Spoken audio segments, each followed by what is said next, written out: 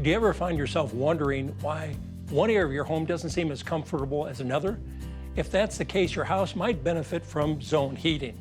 Here to tell us about zone heating is PJ Kalb from Colony Heating and Air Conditioning. PJ, welcome. Thank you. Give us an overview of when we talk about zone heating, what that is. Zone heating is, we can take your heating system and say we have a two-story home.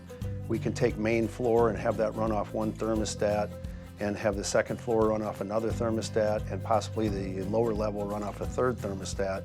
And when there's certain areas of the home that you're not living in, say during the day you're not using the bedrooms upstairs on second floor, you're mainly on main floor and the lower level, those two zones can be heating and cooling the home, and we can leave that upstairs thermostat set a little lower. So it seems to benefit people's lifestyle and where they live in the home. So when we talk zone heating, is there a minimum of zones? In most cases, if we're going to zone, we're going to have at least 2 zones, sometimes 3, sometimes 4, depending on the square footage and whether this is an existing home or is new construction. When we deal with new construction, it's a lot easier for us to design these zones for what square footage we're dealing with and adjust the ductwork accordingly.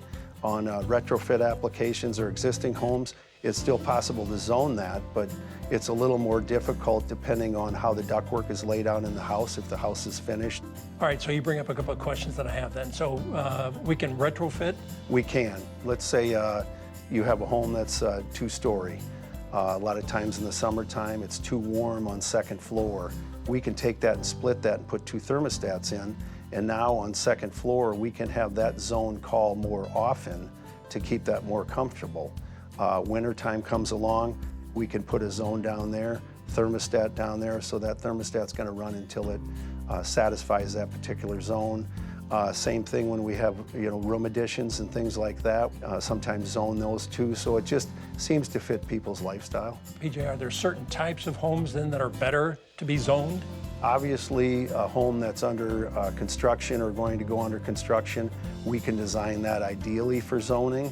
A lot of 2-story homes are real popular for zoning, like what I touched on earlier, that the second floor is warmer in the summer and the system doesn't run long enough. With zoning, we can take that and we can run that until we want it a certain temperature. So 2-story homes are real good candidates for zoning. And you mentioned also if I've got an addition perhaps that I put on, as you said, a great room, that'd be a great opportunity to add zone in for something like that. That works out really well because if we get a larger a room addition added, it might not be large enough to put a full system in, but if our system that we have now is capable of handling that, we can take and maybe zone the house and have a zone on main floor, a zone for this addition, and then a zone for the second floor as well.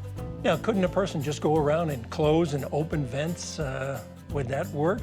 That doesn't work real well because the balancing of the air pressure through the ductwork doesn't work real well when we start opening and closing zones. The air is already pushed to that point, and when we close that register, that makes it rather inefficient. I know it always depends, PJ, on the home and what you're doing, but can you kind of ballpark if I'm going to add zone heating into my home, what I might be looking at? In some instances, that's going to start out around $3,000. That's kind of a tricky question depending on what we're dealing with and if the ceilings are finished in the lower level and we have to add ductwork, and it really depends on the application. They're better off contacting a HVAC contractor, having them come out, look at the application, and then they can get an exact dollar amount on what that'll cost. But as we talk about zone heating and cooling, I mean, we're really talking about the comfort level we can bring into our house as well. I mean, that's first and foremost, I guess, when we think about it, right? Correct. And it is efficient because obviously if we're not living upstairs in the daytime, we can shut that zone off. So we can make it more efficient, but zoning truly is a comfort. PJ, a lot of great information, thank you. And certainly sounds like someone can investigate that for a certain type of home. And if you'd like more details about energy efficient heating solutions for your PowerHouse, visit PowerHouseTV.com.